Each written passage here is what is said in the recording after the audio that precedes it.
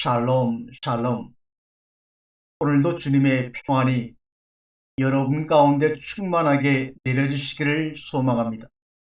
오늘도 내려주신 그 충만한 평안 가운데서 차려주신 생명의 양식을 함께 나누며 뛰겠습니다. 오늘 차려지는 이 양식의 제목은 죽음은 진리네, 이건 모르는 게 죄야 라는 양식입니다. 우리는 그동안의 죽음은 알지 못하는 미지에 대한 두려움과 공포로 생각을 했습니다. 그래서 누구나 죽음을 원하지 않습니다. 그런데 성경은 죽음은 진리라고 말씀하고 있습니다. 이것을 모르는 것이 죄라고 말씀하고 있습니다. 이 말씀을 여러분과 함께 코스별로 나누어서 먹고 이해하도록 하겠습니다. 여러분 한번 곰곰이 공간복음을 보게 되면 예수님의 기적은 다 안식일에 일어나셨습니다. 왜 그럴까요? 바로 예수님은 본인이 말씀하신 것처럼 나는 안식일의 주일이라고 말씀했습니다.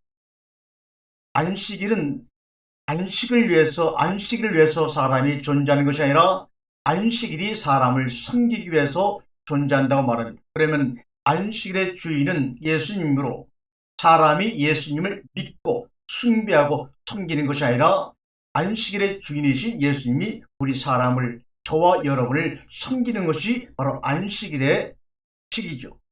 안식일의 원리입니다. 그러므로 우리가 지금은 안식이란 말을 쓰지 않지만 우리가 그것을 주일이라고 바꿔 생각해 본다면 주일의 주인은 바로 안식일입니다. 그 주일날 주님이 경배를 받으려고, 숭배를 받으려고, 찬양을 받으려고 여러분들을 교회당으로 일요일날 불러 모으시는 것이 아닙니다. 바로 그 예배의 주인은 주님이십니다. 근데 그 예배는 예배의 주인을 위해서 이루어지는 것이 아니라 바로 사람을 위해서 예배가 주어졌다고 말합니다. 그러므로 우리가 드리는 주일의 예배를 통하여 우리는 마음껏 하나님이 주시는 양식을 먹고 하나님의 성기심을 풍족히 받는 그러한 삶의 경험이 우리의 영육관에 이루어져야 합니다. 예수님은 사복음서에서 모든 기적을 안식일에 행하셨습니다. 방금 말씀드렸지만 예수님은 안식일의 주인이기 때문에 그렇습니다. 이것은 무엇을 의미할까요? 예수님이 하나님으로서의 권위, 하나님의 아들로서의 권위를 가지고 지금 왕권을 행사하고 있는 것입니다. 그 예수님의 다스림이 주권이 부딪히는 것마다, 접촉되는 것마다 죽은 자가 살아나고 눈먼 자가 보게 되고 김목원 자가 듣게 되고 38년 안진뱅이가 일어나게 되고 수많은 귀신에 붙잡혔던 사람이 다 귀신에서 해방이 되고 가난하고 굶주린 모든 사람들이 우병예와 질병의 기적으로 배불리 먹는 그런 역사가 눈앞에 펼쳐졌던 것입니다. 이것은 바로 창세기 1장을 설명하고 있는 것입니다. 창세기 1장의 첫째 날부터 여섯째 날까지의 과정을 거쳐서 드디어 일곱째 날 안식에 들어갑니다. 바로 그 안식의 주인은 바로 주님이십니다. 안식이라고 하는 것은 아무것도 하지 않고 넉넉고 편안하게 쉬는 것이 아니라 바로 주님이 안식일의 주인으로서 수많은 어려운 자들과 병든 자들과 굶주린 자들을 치료하고 먹이고 회복시킨 것처럼 그 안식에 들어갔다고 하는 것은 이제부터 하나님의 왕권을 가지고 가나안 땅에 들어가서 정복하고 자신인 권세를 행한다고 하는 것입니다. 그것이 바로 안식일의 정의입니다. 그래서 창세기 2장에 보면 내가 하늘과 땅과 만물을 만들었다 이렇게 말합니다.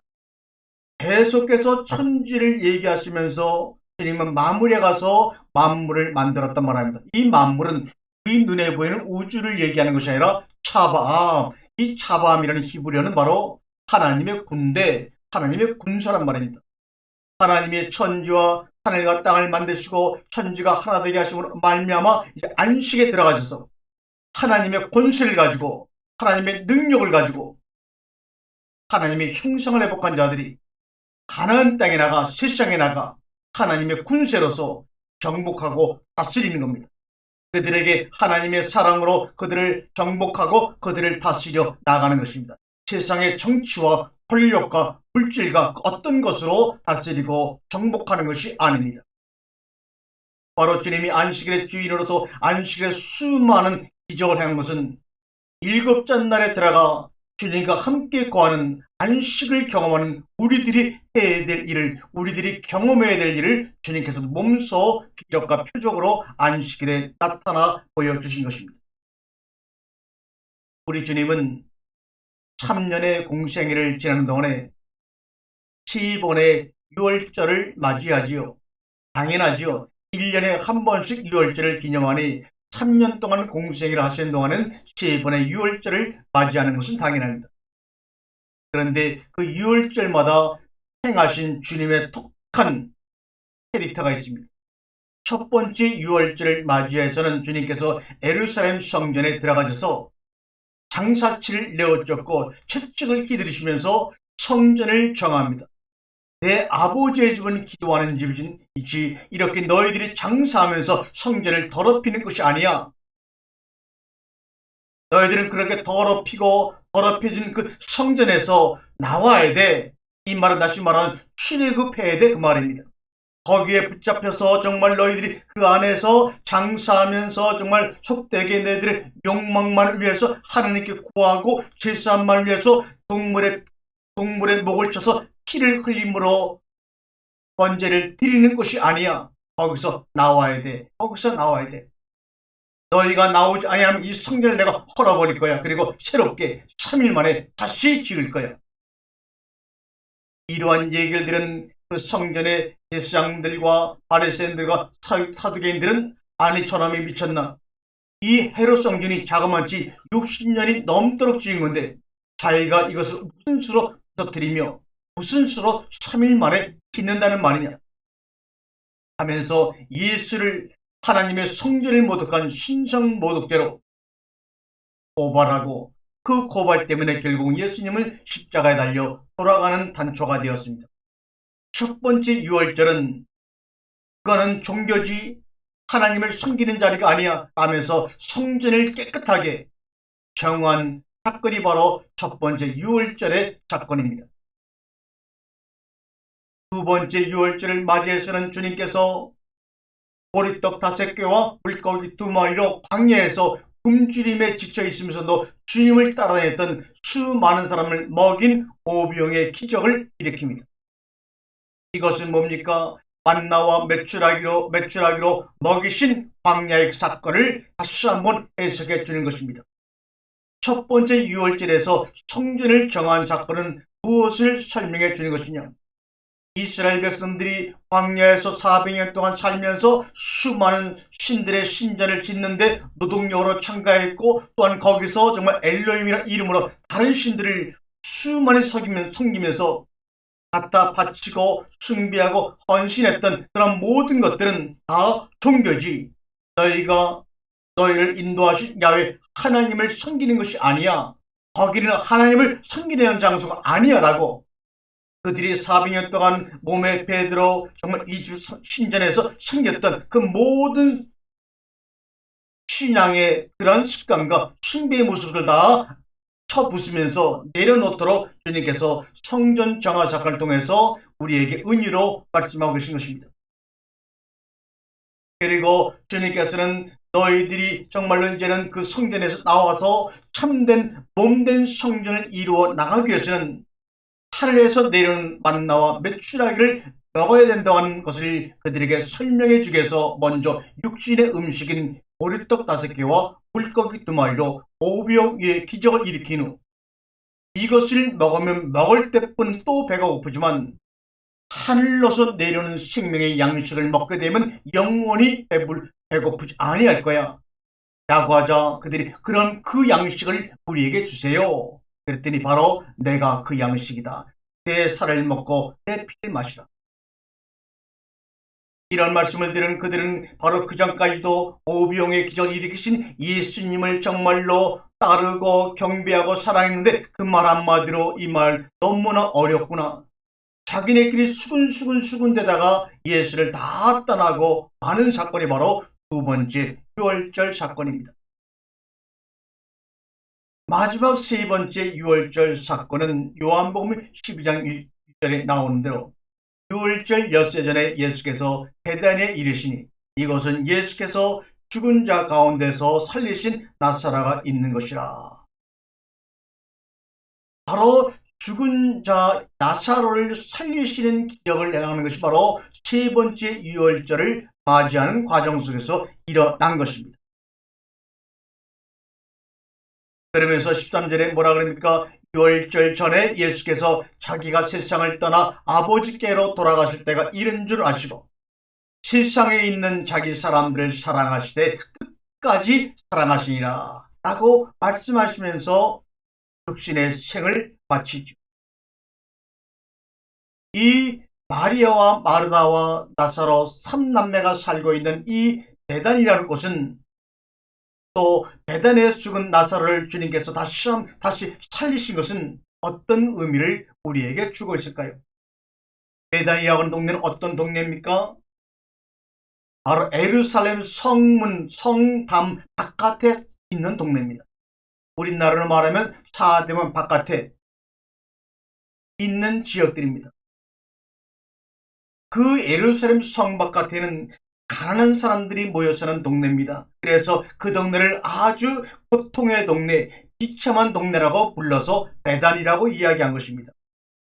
예루살렘 성 밖에 위치하고 있어서 가난하고 힘든 사람들이 모여서 서로 의지하며 격려하며 도우며 살던 동네가 바로 베단입니다. 어떻게 보면 쪽박촌이요. 언덕 위에 있는 정말 가난한 사람들이 사는 동네입니다.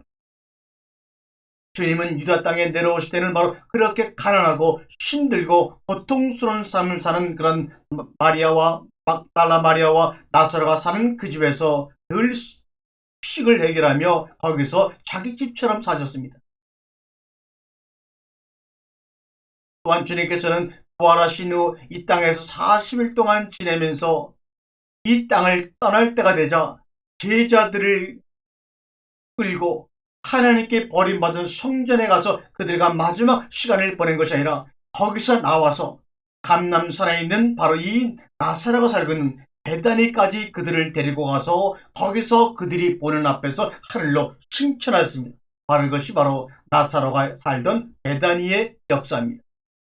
바로 이곳에서 주님께서는 죽은 나사로를 살리심으로 부활의 삶을 미리 그들에게 보여주셨습니다. 세상의 모든 신들을 섬기는 그 성전에서 나와야 합니다. 예루살렘 성전에서 그런 일이 벌어졌을까요? 맞습니다.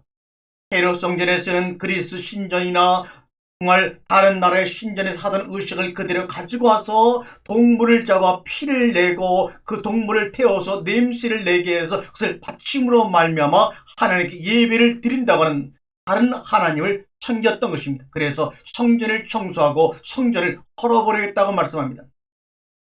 그래서 그 헐어버린 성전 가운데 우리를 몸된 성전으로 삼으셔서 우리 안에 들어서 만나와 매출하기 자기 자신이 우리에게 떡이 되고 피가 되어서 우리의 영혼을 꼴찌게 하신다고 말합니다. 그런 후에 우리를 죽고 죽여서 우리의 죽음을 통해 예수 그리스도의 죽음을 통해 우리에게 말씀을 완성하고 진리를 완성하시겠다고 주님이 첫 번째 유월절, 두 번째 유월절, 세 번째 유월절의 사건을 통하여 우리에게 은유로 말씀해주고 계신 것입니다. 자신이 죽으심으로 양식이 되어 만나와 매출하기는 바로 나 자신이었다. 어린 양이 바로 나였다고 설명을 해주고 계시는 겁니다. 애굽의 태양신의 머린 양이 너희의 머리가 아니고 그것은 섬김의 대상도 아니고 내가 너희의 머리야 라고 하는 것을 알리기 위해서 특별히 어린 양으로 묘사되어 세상 죄를 지고 온 어린 양이로다라고 요한복음은 말씀하고 있는 것입니다. 오병이를 통해 벌어진 떡의 논쟁의 결론은 무엇입니까? 요한복음 6장 60절의 말씀처럼 이 말씀은 어렵도다로 끝나는 것 같지만 그래서 정말 수근수근하면서 이해할 수 없다고 하는 것으로 모든 것이 결론이 날 것 같지만 아닙니다. 광야의 40년의 사건은 바로 먹임의 사건입니다. 끊임없이 만나와 매출하기로 먹이는 사건입니다. 그런데 그 하늘에서 내려오는 만나를 보고 뭐라 합니까? 만후, 만후. 이게 뭐야? 이게 뭐야? 40년 동안 계속해서 먹으면서도 그것이 무엇인지 그 하늘에서 내려오는 그 떡의 그 만나의 실체를 만나지 못하고 만후, 만후, 만후. 이게 뭐야? 이게 뭐, 이게 뭐야? 그들은 그렇게 광야 40년을 살았습니다. 마찬가지입니다. 오병의 기적을, 떡의 기적을 통해서 주님이 우리에게 말씀하시고 하시고자 하는 것은 뭡니까? 이게 뭐야? 이게 뭐야? 아니 5천 명을 먹이는 이 엄청난 기적을 우리에게 베풀고 우리를 배부르게 만들고 남은 떡이 12광주에 남게끔 이렇게 엄청 일을 하신 그 예수님이 이 마지막에 말씀하시는 내가 떡이다. 내가 하늘로서 내려온 생명의 양식이다. 그러므로 나의 살과 나의 피를 먹으라니 도대체 이게 뭐야? 이게 뭐야? 이게 뭐야? 이게 바로 이스라엘 백성들이 하늘에서 내려온 양식을 보고 이게 뭐야? 이게 뭐야? 라고 했던 그 만나의 사건을 그대로 주님은 오병의 기적과 칠병의 기적을 통해서 우리에게 말씀하고 있는 것입니다. 이게 도대체 뭐야? 수근거립니다. 우리는 그러한 예수님의 말씀을 통해 실체를 만납니다. 오병의 기적을 통해서 배불림 먹은 우리들은, 칠병의 기적을 통해서 배불림을 당한 우리들은 그런 배불림의 눈에 보이는 사건을 통해서 그 속에서 자신이 하늘의 양식임을 우리에게 실체로 경험시켜주기 원하시는 그 예수 그리스도의 마음을 만나야 합니다. 그래서 요한복음 6장 63절에 살리는 것은 영이니 육은 무익하니라. 너희들이 육의 양식을 먹고 지금 나를 숭배하려고 믿으려고 온 마음을 다하고 있지만 그 육신을 위한 양식 오병의 기적은 아무것도 아니고 무익한 것이야. 바로 너희들을 살리는 것은 영인데 그 영은 바로 내가 너희들에게 양식이 되어줌으로 그 영이 사는 거야. 그러므로 내가 너희들에게 이르는 말이 영이요 생명이란다. 알겠니?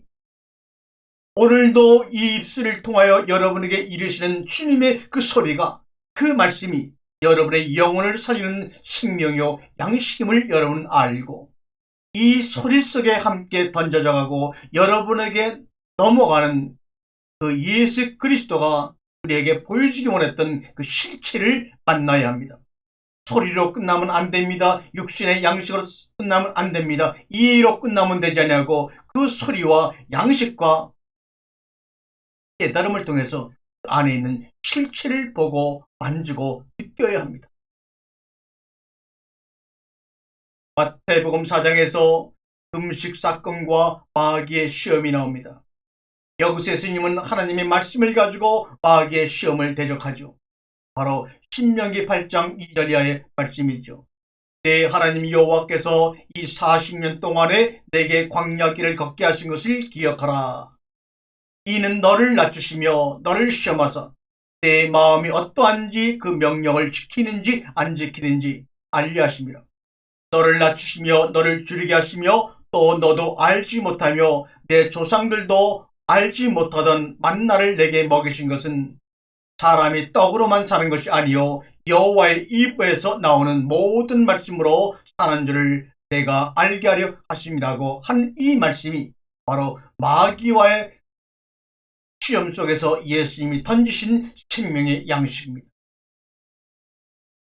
예수님을 시험하러 왔던 사단도 생명의 양식의 소리를 듣고 그 양식의 접함을 당하는 순간 더 이상 예수님에게 어떤 유혹과 미혹의 말을 던질 수가 없었던 것입니다. 말씀이 육신 속에 사르크 속에 감춰져서 육신에 대해 오셨습니다. 육신과 말씀이 하나 되어 오신 분이 바로 예수 그리스도입니다.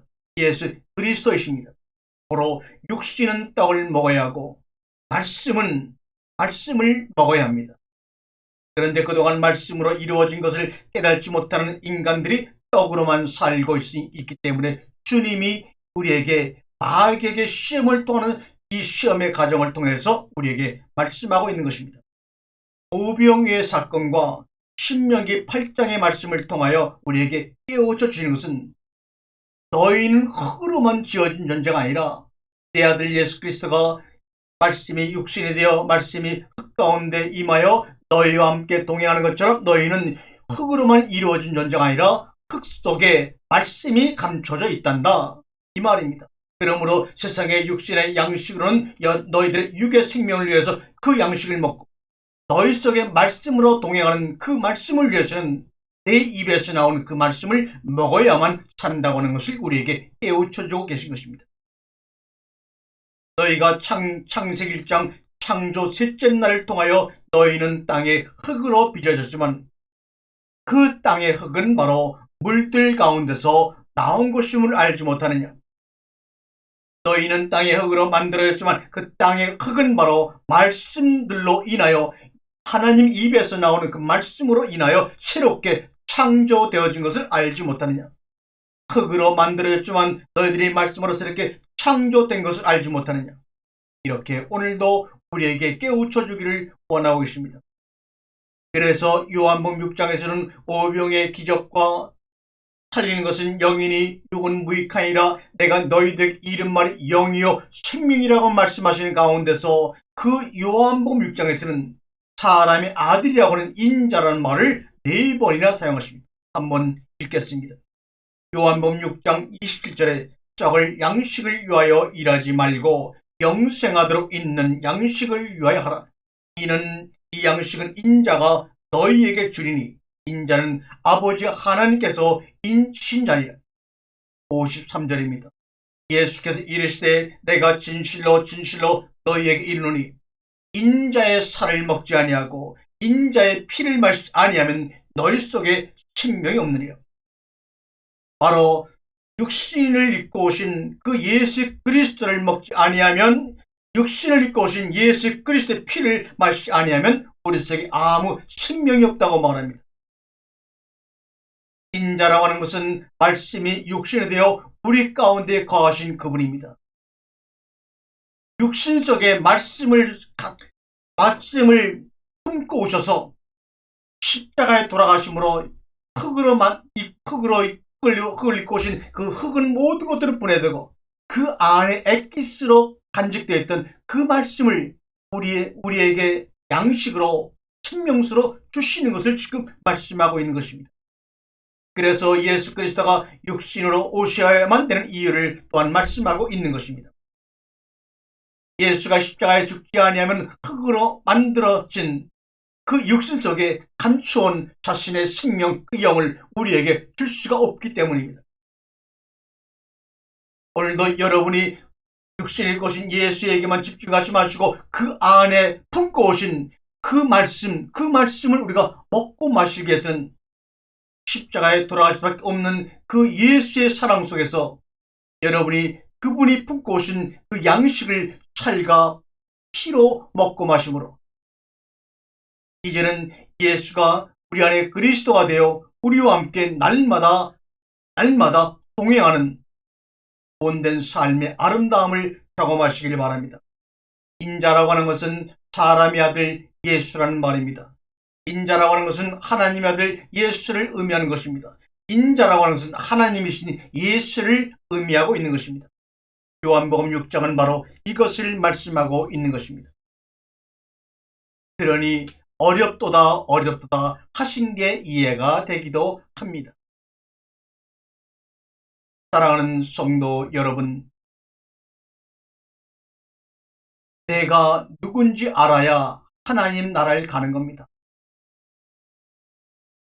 내가 누군지를 알지 못하고 가상현실 속에서, 나의 생각 속에서, 나의 감정 속에서, 아니면 다른 사람이 들려주는 그 소리에 내가 붙잡혀서 그것이 난지 알고, 다른 사람들이 판별하고 분별하고 평가하는 것이 난지 알고 거기에 붙잡혀 살아온 사람은 아무리 예수를 숭배하고 그를 섬겨도 하나님 나라를 알 길이 없으니 그 나라로 들어갈 수가 없죠.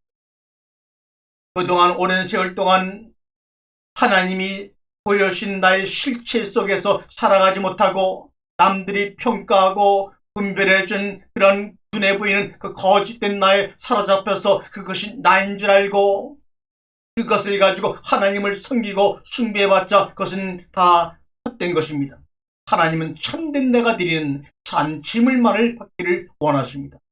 그럼 여러분의 창조의 첫날부터 여섯째 날까지 과정의 삶의 역사를 지나가는 동안에 여러분이 누구인지를 먼저 깨달아야 합니다.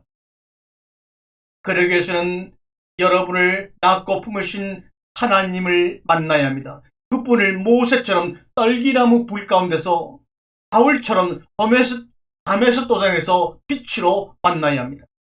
만날 때 여러분은 내가 누구인지 알게 되고 세상의 많은 사람들의 편견과 판단 속에서도 좌우하지 아니하고 나의 삶의 환경에 영향을 받아 내 자신 움츠러들지 아니하고 다른 나라를 가지고 하나님을 알고 그 나라를 알아서 그 나라에 들어갑니다.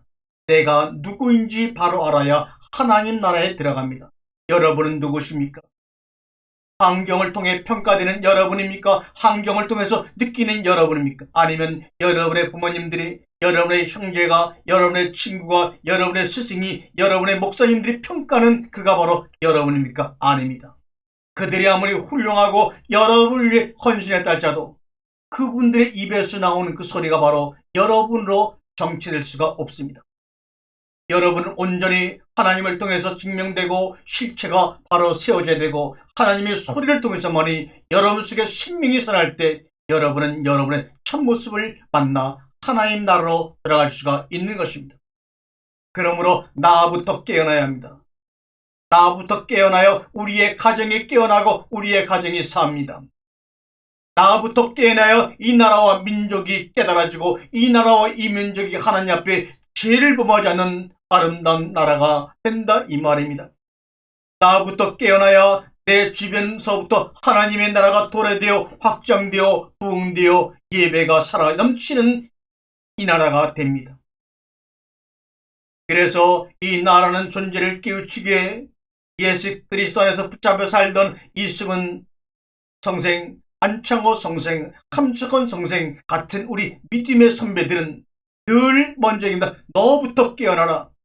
그래야 이 나라 이 민족에 희망이 있다고 외쳤던 것입니다.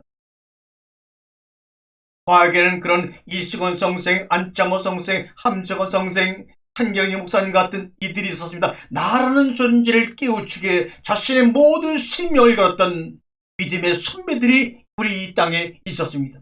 그런데 지금은 그런 맥이 끊어진 상태입니다. 자기가 누군지 나만 모르고 하나님만 이야기하고 성경만 이야기하고 예수만 이야기하고 하나님의 나라만 이야기하고 있으니 무슨 말을 할 수밖에 있겠습니까? 믿어봐, 믿어봐, 믿어봐, 믿어봐, 믿어봐 밖에 할 수 없겠죠. 그러니 얼마나 듣는 사람도 답답하고 말하는 사람 답답하고 쌍방간의 답답한 마음속에서 버티고 있으려니 거기에 무슨 평화와 무슨 자유가 있겠습니까? 지금도 이 시대의 교회에서는 나를 모르는 설교자들이 나를 모르는 성도들에게 설교를 하고 있으니 더욱더 서로 간에 모를 뿐입니다. 서로 간에 나를 모르는 사람들이 만나서 허상이끼리 만나 대하니 거기에 무슨 깊이가 있고 진실이 있고 진리가 있고 실체가 있고 생명이 있겠습니까? 나를 모르는 설교자가 나를 모르는 성도들에게 설교를 하니 더욱더 나를 모르게 오리무중에 빠지게 만듭니다. 그러면서도 하나님의 나라 하나님만 이야기하니 그건 내 생각 속에 관념 속에 하나님일 뿐입니다. 하나님 나라일 뿐입니다. 나를 모르는 내가 말하고 있는 하나님은 바로 내가 만든 다른 하나님입니다. 그러므로 이 나라 조선에는 이 나라 땅에는 정말로 수백 수천의 예수가 살고 있는 것입니다. 나도 예수다 너도 예수다 아니면 그것을 마음에 감추고 자기가 믿는 하나님이 진정한 하나님이라고 마음속으로 외치는 바람에 교회가 하나님의 자녀들이 매일 그렇게 기도하고 예배를 드리러 교회당에 모임섬도 옆에는 이웃교회도 도대체 하나 되지 못하고 있습니다. 왜요? 다른 하나님을 섬기고 있으니 그런 일이 벌어질 수밖에 없지요. 그래서 교리로, 교파로, 교단으로 개개회를 갈라져서 찢어진 이 교회 아픔 속에 이 나라 동토의 아픔이 함께 섞여 있는 것입니다. 요한복음 6장은 하나님 나라가 먼저 아니라 나부터 깨어나야 한다고 가르치고 있습니다. 내가 너희들에게 살이 되고 양식이 되고 피가 되므로 말미암아 이 양식을 먹고 네가 누군지를 깨달으라 그 말입니다. 너부터 깨달으라 그 말입니다. 오병의 육신의 기적에 취해서 너를 잊어버리고 거짓된 모습으로 살아가지 말고 이 말입니다. 여러분 자신보다 하나님 나라가 더 중요합니까? 아닙니다. 내가 깨어나야 이 가정에 희망이 있어요. 내가 깨어나야 교회에 희망이 있어요. 내가 깨어나서 국가와 민족을 회복해야 하는 것입니다. 깨어나지 못한 내가 어떻게 하나님 나라를 볼 수가 있단 말입니까? 나를 알지 못하는 내가 어떻게 참된 나가 들어가는 하나님 나라를 보고 전할 수가 있단 말입니까? 보지도 못한 나라를 어찌 구하고 간단 말입니까? 다 말장난이고 언어 도단이지요.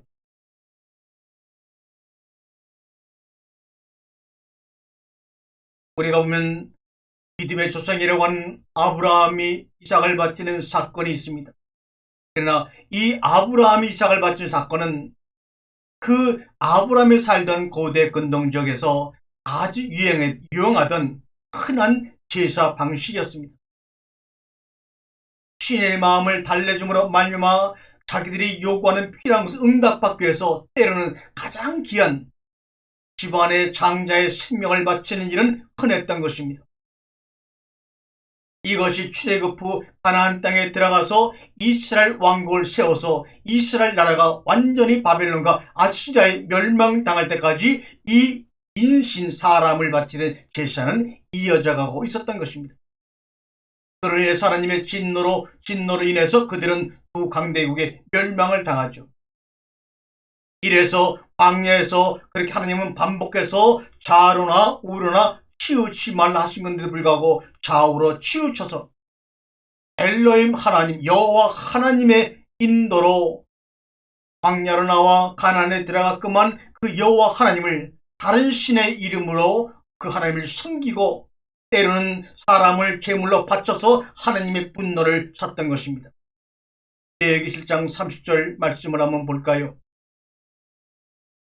여호와께서 말씀하시되 유다 자손이 나의 눈앞에 악을 행하여 내 이름으로 일컬음을 받는 집에 그들의 가증한 것을 두어 집을 더럽혔으며 흰놈의 아들 골짜기에 도배사당을 건축하고 그들의 자녀들을 불에 살렸나니 또는 자녀를 항아리에 넣어 죽여서 나에게 제물로 바쳤나니 내가 명령하지 아니하였고 내 마음에 생각하지도 아니한 일이라. 그러므로 여호와께서 말씀하시니라. 날이 이르면 이것을 도벳이라 하거나 흰놈의 아들 골짜기라 말하지 아니하고 죽임의 골짜기라고 말하니 이는 도벳 자리가 없을 만큼 매장했기 때문이다. 이렇게 수많은 사람들을 제물로 바쳐서 죽였다는 겁니다. 더 이상 죽은 사람을 매장할 자리가 없을 정도로 사람을 제물로 바쳤다는 것입니다. 누가요? 이스라엘 백성들이. 얼마나 많은 인신 제물이 드려졌으면 자리가 없다고 성경에서 말을 하고 있을까요? 또 에레미야 7장 10절 말씀을 읽어보세요. 너는 그들의 유다 백성들과 예루살렘 거리에서 행하는 일을 보지 못하였느냐? 자식들은 나무를 줍고 아버지들은 불을 피우며 부녀들은 가루를 반죽하여 하늘의 여왕을 위하여 가자를 만들며 그들이 또 다른 신들에게 전제를 붐으로 나의 노를 일으켰느니 여기서 말은 하늘의 여왕은 아수르 바벨론 시대에 숭배하던 여신으로 생식력을 원한다고 알려진 이슈타리를 가리킵니다. 특별히 북이스라엘 때 므낫세 왕 때 성행했던 바로 이방신을 섬기는 그런 모습입니다. 이스라엘 백성들이 애굽에서 나와 가나안에 들어가서 섬기던 신들을 지금 이야기하고 있는 겁니다. 에레미야 8장 1절에 보면 여호와의 말씀이니라. 그때 사람들이 유다 왕들의 뼈와 그의 지도자들의 뼈와 제사장들의 뼈와 선자들의 뼈와 예루살렘 주민의 뼈를 그 무덤에서 끌어내요. 그들이 살아가며 섬기며 뒤따르며 구하며 경배하던 해와 달과 하늘의 무별 아래서 펼쳐지게 하리니 그 뼈가 거두이거나 붙이지 못하여 시면의 분토가 될 것이며 이 악한 민족이 남아있는 자 불운되게 쫓겨나서 각처에 남아있는 자들이 사는 것보다 죽는 것을 원하니라. 만군의 여호와의 말이라. 얼마나 못되게 해와 달과 무뼈를 섬기며 사람을 제물로 바치면서 하나님의 분노를 섰으면 이렇게 하나님이 지금 분노의 말씀을 하고 계실까요?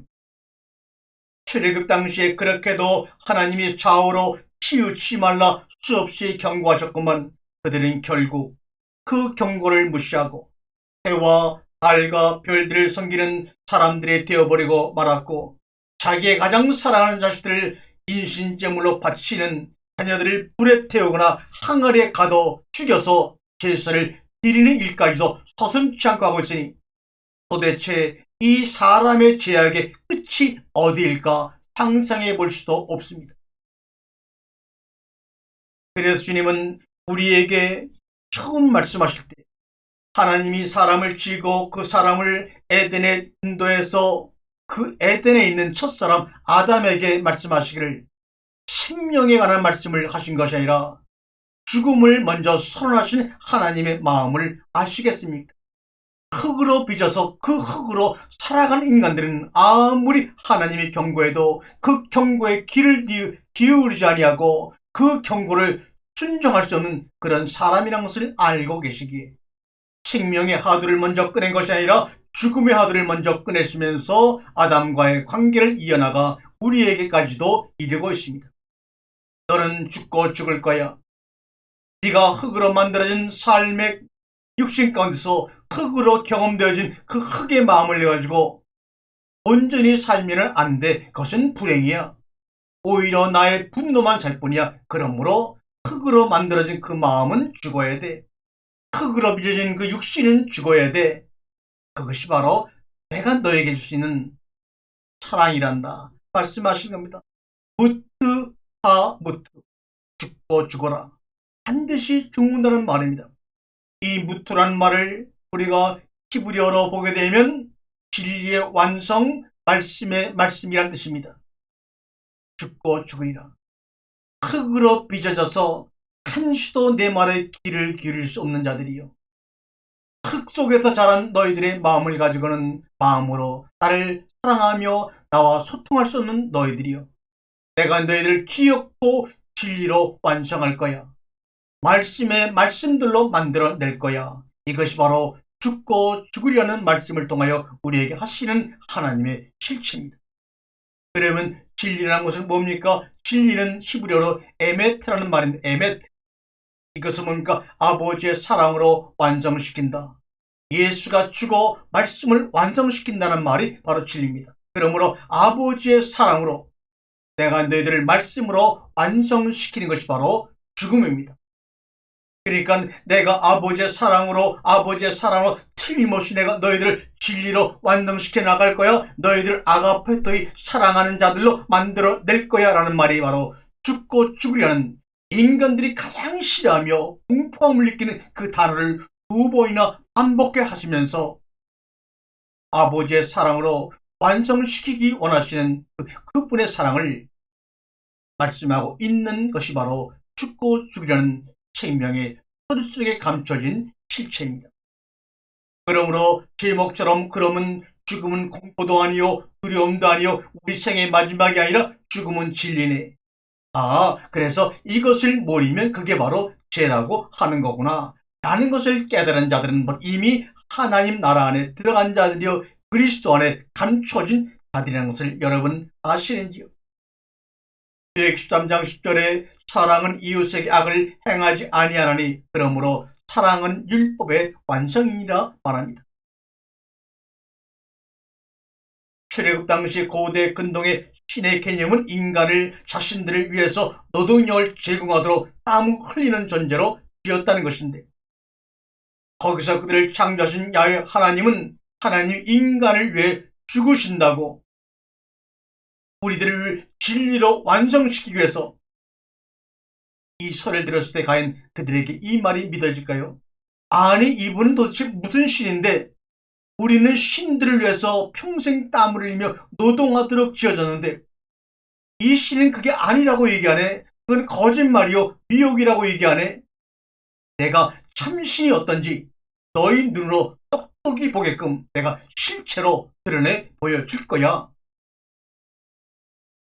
이 말을 할 때 당시 이 말을 처음 듣던 사람들의 심정은 어땠을까요? 두근두근 믿어야 되나 말아야 되나 믿어야 되나 말아야 되나 하루에도 정말로 100번 20번 200번 마음이 무너졌다가 세워졌다가 아마 정말로 급하고 강한 바람 같은 것이 그들의 영혼을 이동시게 만들었을 것입니다.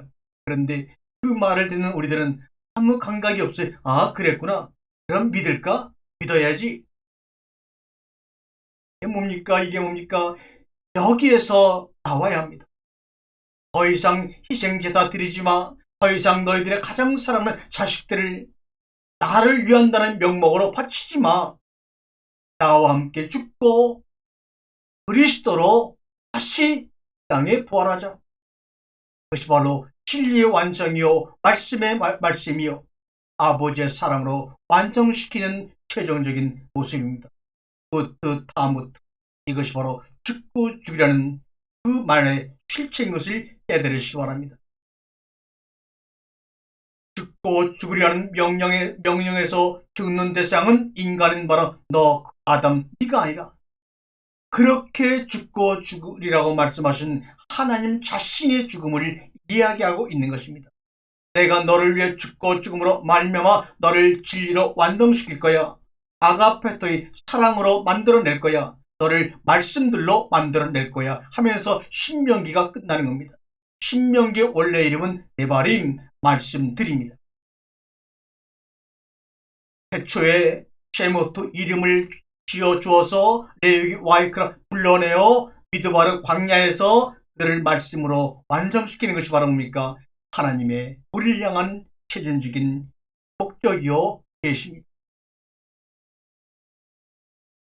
요한계시록 3장 8절 9절에 죽임을 당한 어린 양의 생명책의 창세 이후로 이름이 기록되지 못하고 이 땅에 사는 자들은 다 그 짐승에게 경배하리라. 누구든지 귀 있는 자는 들을지어다. 아멘. 죽고 죽으리라는 말을 처음 들은 아담은 지금의 우리처럼 죽음에 관한 인식이 있었을까요? 여러분, 생명이 무엇인지 진짜 알기 원한다면 죽어봐야 생명을 알지요. 그게 영혼이라고 하는 거야 라고 말할 수 있지요. 우리는 단지 예수님의 죽음을 통해 죽음을 알게 됩니다. 오늘도 생명의 씨앗으로 우리 가운데 크게 떨어져 죽으심으로 첫 열매가 되신 예수 그리스도. 그래서 하나님은 첫 열매를 내게 바치라고 하신 것입니다. 첫 열매를 바치라는 것은 뭐냐면 나를 위해 십자가에서 죽으신 나를 위해 흙 가운데 하늘의 생명의 씨앗으로 심겨짐으로 말미암아 열매 맺어진 그 첫 열매 그리스도를 내게 바치라는 겁니다. 그러므로 우리가 하나님께 나의 첫 열매를 드리기 위해서 내가 바로 예수 그리스도의 죽음을 통해 뿌리가 내리고 싹이 나고 꽃이 피고 그 잎이 떨어져 열매가 맺힌 그 예수 그리스도를 양식으로 먹음으로 말미암아 맺어지게 되는 그 그리스도를 하나님께 드리는 겁니다. 오직 하나님은 자신의 생명이 땅에 뿌려져 맺힌 그 열매만을 실체 열매로 받으신다는 말입니다. 그것이 바로 산제물, 산제사를 드리는 것입니다. 주님이 받으시는 것은 오직 첫 열매이십니다. 그리스도만 받습니다. 그러므로 여러분이 예수에만 붙잡혀 있고 그분만 숭배하느냐고 여러분이 그리스도로 나오지 아니하면 하나님은 여러분을 받으실 수가 없어요. 주님이 받으시는 것은 오직 첫 열매이십니다. 생명의 씨앗이 흙으로 만들어진 우리 가운데 흙 속에 떨어져 열매를 맺기 위해 우리 안에 혈과 육과 골수를 찔러 쪼개서 죽이심으로 창조의 완성자로 창조해 내시는 것이 바로 나 첫 열매요. 그것이 바로 나를 바치는 참 11조가 되는 것입니다. 그것이 바로 무트타무트 죽고 죽으리라는 의미입니다. 이 첫 열매는 산 제물이지 동물을 죽여서 피를 내고 태워서 연기를 드리는, 죽여서 드리는 희생제사로 드리는 제물이 아닌 것입니다. 예수님이 죽으신 동산의 이름이 바로 겟세마네 동산입니다. 이 겟세마네라고 하는 말은 아랍어인데 이 아랍어의 뜻이 뭡니까? 기름을 짜는 곳이라는 말이 바로 겟세마네 동산입니다. 예수님은 십자가에 달려서 한 방울의 기름도 남기지 아니하시고 다 기름을 짜내었습니다.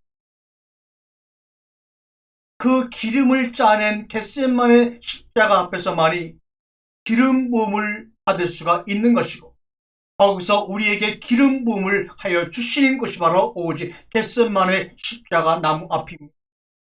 그러므로 십자가의 나무, 생명의 나무 앞에서 나누나 이 말씀이 어렵다더라고 도망가지 말고 다시 겟세마네 십자가의 나무, 그 생명의 나무 앞으로 나가야 합니다. 그동안 우리가 알고 있던 율법의 선악의 나무를 등에 지고 십자가의 생명의 나무의 앞에 달려가 생명의 나무와 선악의 나무가 하나가 되어 우리에게 먹여주신 생명과의 12종류의 다양한 모습의 생명의 아실 먹음으로 말미암아 우리가 더불어 살아갈 때 이 12가지의 생명의 삶들이 우리 가운데 아름다운 무지개로 하나님의 약속으로, 완성된 약속으로 우리 눈앞에 펼쳐지고 보여지고 살아나게 될 것입니다. 주님이 돌아가신 겟세마네 동산은 기름을 짜는 동산입니다. 그 동산에 흘러넘치는 기름들이 우리의 머리를 적시고 우리의 발가락 사이사이까지 넘쳐 덕침으로 말미암아 우리가 그리스도가 되어 우리 자신을 하나님의 31조 천 열매로 바치는 여러분 되기를 주님의 이름으로 간절히 소망합니다. 예수님이 바로 거기서 온몸으로 피와 땀을 흘려내리심으로 기름을 짜내어 우리에게 발라주시는 것입니다. 그러므로 바로 우리가 기름 부음을 받은 자 그리스도가 되는 것입니다. 요한복음 13장 37절과 38절의 말씀을 보면 37절에 베드로가 주를 위하여 내 목숨을 버리겠나이다 라고 고백합니다. 그러자 38절에 내가 나를 위하여 목숨을 버리겠느냐 라고 되묻습니다. 참으로 재미있는 장면 아닙니까? 나 주님을 위해 내 목숨을 바칠 거예요 라고 했더니 정말 네가 나를 위해 목숨을 버리겠느냐? 그러면서 주님을 위해서, 하나님을 위해서 목숨을 버리겠다 하면서 우리는 그동안 뭡니까? 각종 죄물을 드림으로 인해서 우리의 목숨을 드리는 것을 대신해 왔습니다. 그런데 각종 동물을 통해서 너의 목숨을 대신해 바쳤던 네가 이제는 너의 목숨을 나에게 주겠다고? 아니야. 이제는 내가 그 제물이 될 거야. 이제는 내가 그 제물이 되어서 이 모든 것들 다 끝내고 사랑으로 완성시킬 거야. 내가 나를 위해서 죽는 것이 가치가 있느냐? 나에게 묻습니다. 여러분이 주님을 위해서 생명을 바쳐 순교하는 것이 가치가 있느냐? 다시 말하면 피조물이 창조주를 위해 생명을 바친다고 하는 것이 얼마나 우스운 일입니까? 창조주인 내가 피조물인 너를 위해서 죽는 것이 가치가 더 있지 않느냐? 주님은 묻습니다. 너희가 나를 위해서 나를 섬기는 것보다는 너를 지은 내가 너를 섬기는 것이 더욱더 가치 있지 않느냐고 묻습니다. 그럴 때 주님, 제가 정말 잘못 생각했군요. 내가 무엇을 가지고 주님을 섬길 수가 있겠습니까? 주님이 내 안에 떨어져 죽으심으로 말미암아 매여신 천년매를 주님께 드리는 것 외에는 아무것도 할 게 없는데 그것이 바로 주님의 섬기심을 내가 아는데도 불구하고 내가 내 목숨을 주님께 바치겠다니요. 정말로 내가 잘못 깨달았습니다. 그러한 고백의 결과 우리가 그리스도로 드러나게 되는 것입니다. 그런데 문제는 그 창조주의 죽음이라는 것이 우리의 죄사함 때문이라고 하는 그 전제가 있다면 과연 그 죽음이 사랑으로 동일시될 수 있느냐는 것이죠. 이렇게까지 다 따라오다가도 결국 마지막에 성도들이 하는 말은 그래요. 그 하나님 예수 그리스도의 죽음, 그 창조의 죽음은 바로 우리의 죄를 사하기 위한 제사함 때문이죠 라고 모든 것을 다 전제시켜버리니 그 전제 속에는 하나님의 사랑은 아가페 사랑이 아닌 조건을 해결하는 조건부 사랑이라는 것으로 우리는 묶임을 당해버리고 맙니다. 묶어버리고 맙니다. 그러기에 거기에서 벗어나야 합니다. 그것은 우리의 죄사함 때문에 창조주가 죽을 수밖에 없다고 한다면 우리의 행위가 하나님을 죽게 만드는 크나큰 하나님을 뛰어넘는 행위를 한다고 하는 것이 아닌지요. 그것은 조건에 의한 행위에 불과한 것이지 사랑은 절대로 아닙니다. 죄라고 하는 것은 뭡니까? 흙으로 빚어진 내가 나의 천부인 줄 알고 사는 것이 바로 죄입니다. 창세기 1장 21절에 우리의 형상을 따라 우리의 모양대로 우리가 사람을 빚고, 창세기 2장 7절에 하나님이 땅의 흙 가운데서 땅의 석을 취하여 빚으시고 거기에 숨을 불어넣었다 하는 그 창세기 1장 26절 흙으로 빚어진 내가 나의 모든 것을 알고 그것에 만족하여 산다면 그가 바로 죄 가운데 빠져 있는 자다 그 말입니다. 요한복음 4장 14절에 내가 주는 물을 마시는 자는 영원히 목마르지 아니하고 내가 주는 물은 그 속에서 영생하도록 솟아나는 샘물이 되리라.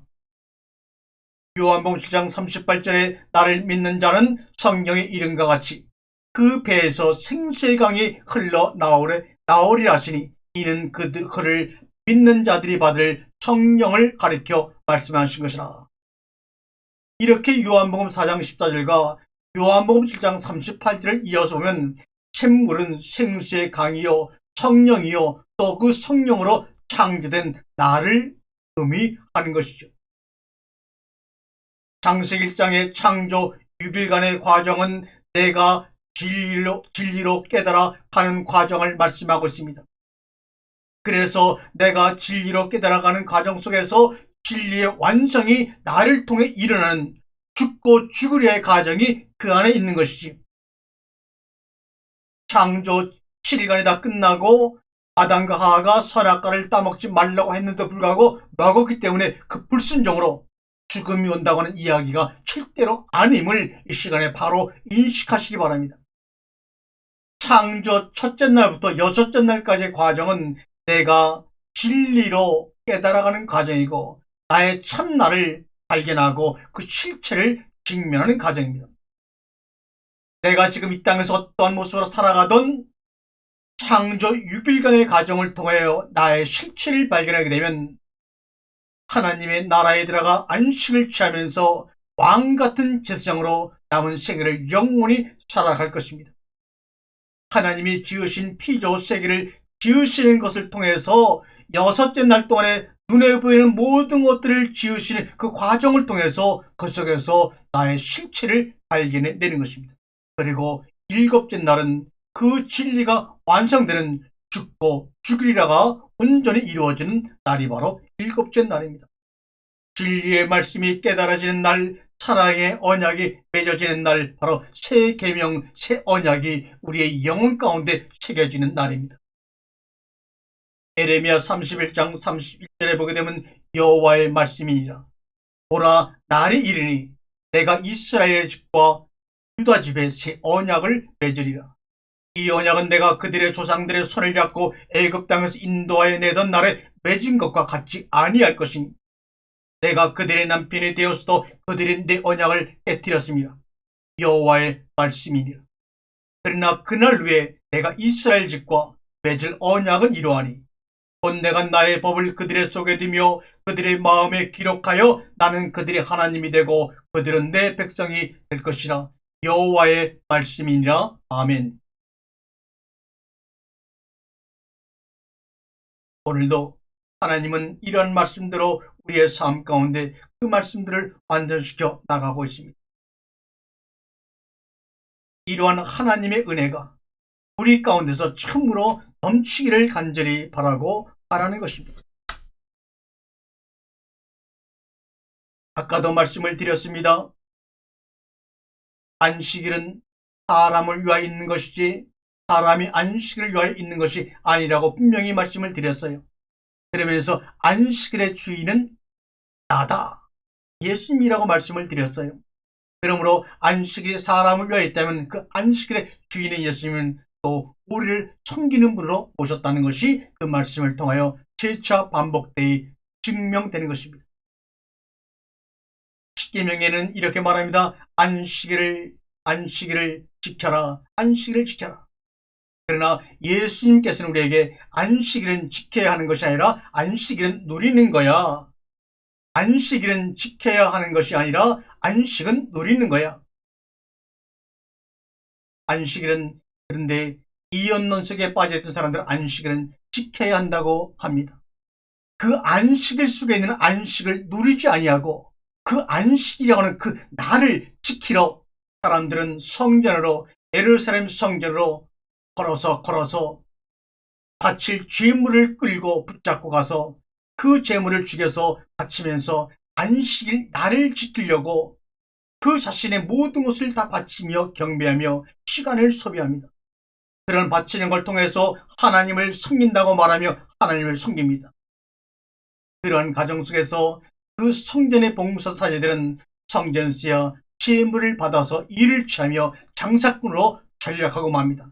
그럴 때 주님은 그 장사꾼들을 내어주시고 성전을 정하신 것이 바로 첫 유월절 사건 속에 나타난 것입니다.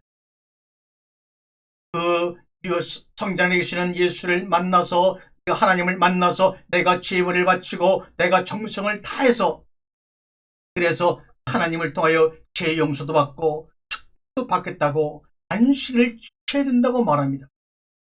안식을 지켜라, 안식을 지켜라.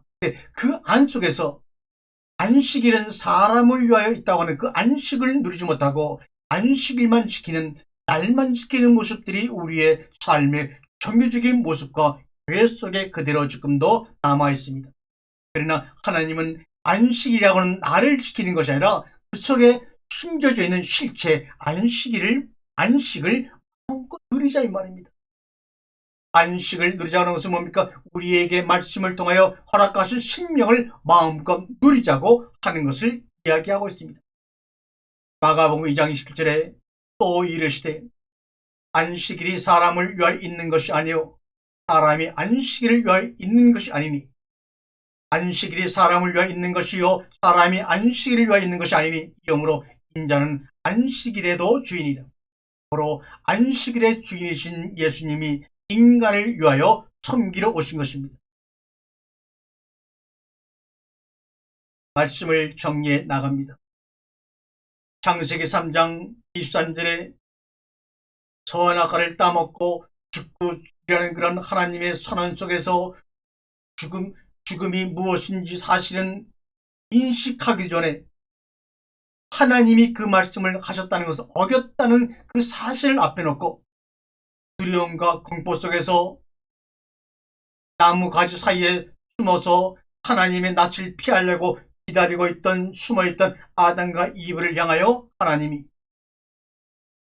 무트 타무트, 죽고 죽으리를 실천하시는 모습이 바로 창세기 23절과 24절에 나와 있습니다. 자기가 약속하고 선언한 이 열매를 따먹으면 너는 죽고 죽으리라. 그래서 그것을 따먹었던 아담과 이브는 하나님이 죽고 죽으리라고 말씀하셨는데 도대체 죽고 죽는 것이 무엇인지 경험하지 못해 알지는 못하지만 그래도 그분의 말씀이기에 뭔가 흙으로 만들어진 인간이지만 그래도 그 속에서 느껴지는, 감지되는 아마 두려움이 있었을 것입니다.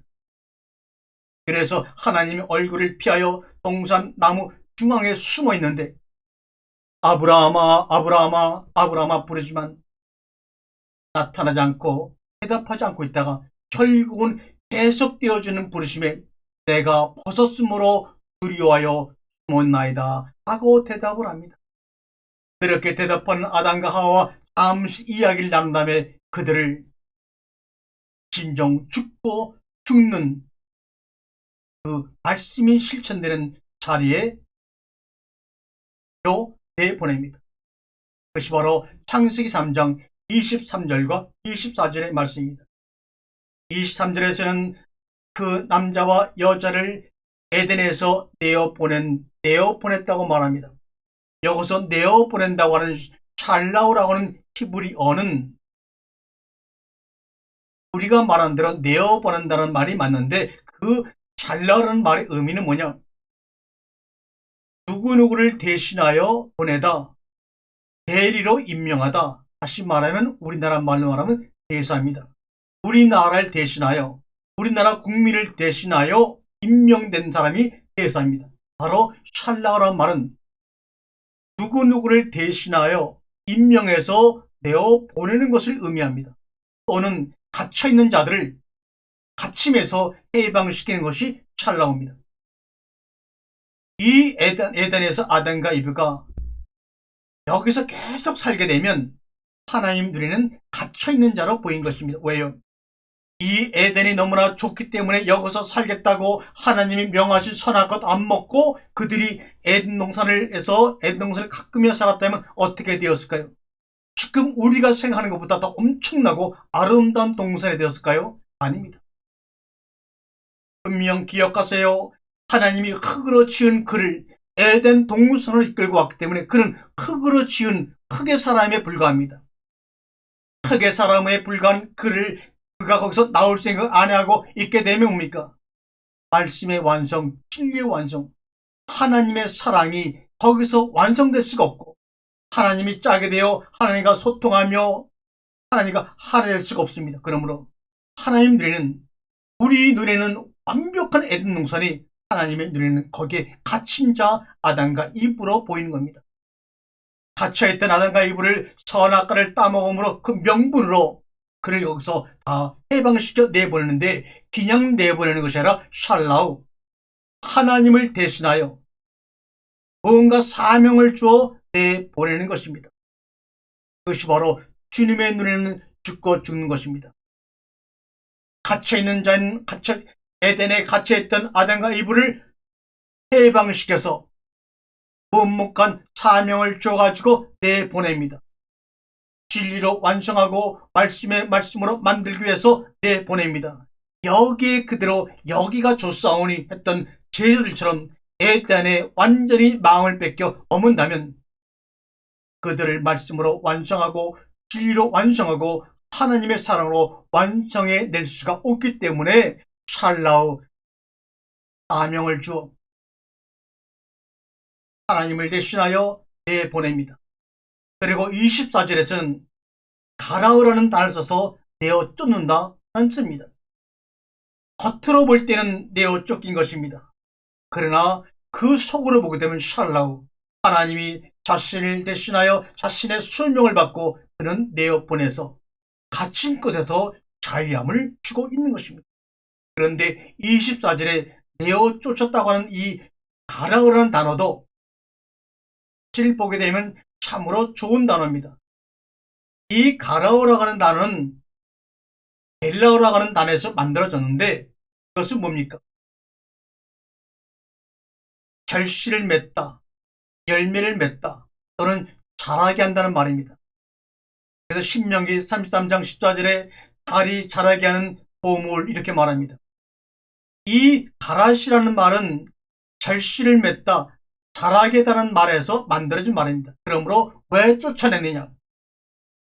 에덴 동산에서 나가서 뿌리를 내리고 자람으로 말미암아 결실 첫 열매를 맺도록 쫓아낸 것입니다. 그러면 생명의 씨앗인 예수 그리스도가 흙 속에 떨어짐으로 흙으로 만들어진 우리의 굳은 땅덩이 같은 마음에 떨어짐으로 뿌리가 내리고 싹이 나고 꽃이 피고 꽃잎이 떨어져서 거기에 첫 열매로 맺어짐으로, 그 첫 열매를 맺게 하기 위해서, 결실하기 위해서, 그 보물, 아름다운 것을 우리 가운데 맺히기 위해서 내어 쫓았다는 말이 되는 것입니다. 우리가 광야로 나오는 순간부터 아버지 하나님의 섬기심을 받지 않습니까? 그때부터 진정한 나의 인생이 시작되는 것입니다. 예수님 자신도 출애굽을 경험하셨습니다. 40일 동안 광야로 몰려 밤낮으로 금식하는 가운데서 말씀으로 하나님의 섬기심을 경험하였습니다. 창세기 3장의 아담은 창세기 1장 2절에 혼돈과 공허 속에서 빠져있는 그러한 모습입니다. 흙으로 빚어진 인간의 정체성을 한마디로 말하면 창세기 1장 2절에 혼돈과 공허와 흑암 중입니다. 혼돈과 공허와 흑암 중에 있는 그를 거기서 영원히 살도록 만들어 주실 사랑의 하나님 아닙니다. 그러므로 혼돈과 공허와 흑암 중에 붙잡히는 그를 그 바깥으로 내어 보낸다는 것이 바로 샤라우라는 창세기 3장 23절에 내어 보냈다는 말이고, 23절에 그것을 다시 한번 내어 쫓았다라고 하고 가라시라고 표현한 이유는 그 혼돈과 공허와 흑암 속에서 내어보내요. 하나님의 예수 그리스도가 그 속에 떨어짐으로 말미암아 혼돈과 공허와 흑암 속에 질서와 충만함과 빛으로 아름다운 보물 열매를 맺게 하여 우리 속에 진주를 심어주기 위함인 것입니다. 그래서 혼돈과 공허와 흑암 속에 첫째 날 빛이 있으라 하신 것입니다. 하늘의 씨앗이 땅에 떨어져 열매를 맺기 위해서는 그 속에 비치는 생명의 빛이 빛이 아니하고서는 그 생명의 씨앗이 생명의 씨앗으로 땅에 뿌리를 내릴 수가 없는 것입니다. 그 씨앗 속에 빛을 비춰주신 것입니다. 이러한 과정을 거치면서 여섯째 날까지 가면서 일곱째 날 드디어 무트 타무트, 진리의 완성, 아버지의 사랑의 완성, 그 품으로 들어가는 것이 바로 무트 타무트, 죽고 죽으리라는 말씀의 실체요 드러난 모습입니다. 그럼 우리가 창세기 1장과 2장과 3장을 읽는 방법은 1장부터 읽지 마시고 창세기 2장을 읽고 다음에 3장을 읽고 마지막으로 1장을 읽어보세요. 깨달아지고 보여지는 것이 다를 것입니다. 인간은 문자를 갖고 생각하는 존재이기 때문에 질투, 분노, 미움 등을 통해 사랑을 인지할 수 있고 죽음을 통해 생명을 깨달을 수가 있습니다. 그래서 성경은 우리의 수준으로 하나님을 질투하시는 하나님, 분노하시는 하나님, 미워하시는 하나님, 죽고 죽으리라고 말씀하시는 하나님으로 자신을 표현해 가시면서 우리에게 자신의 사랑을 인지시키면서 사랑으로 우리를 완성시켜 나가는 것입니다. 아멘.